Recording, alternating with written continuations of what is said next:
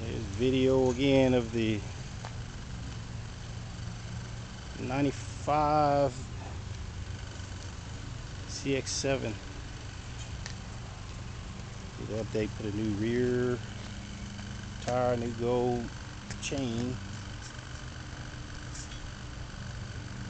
The process now of installing this gear indicator light. So finally got the parts going to the cluster up with the negative positive into the neutral switch.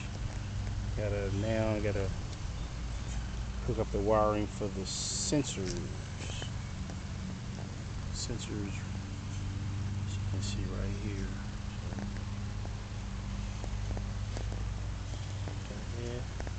Got this on eBay. Pretty neat. So we'll keep you posted.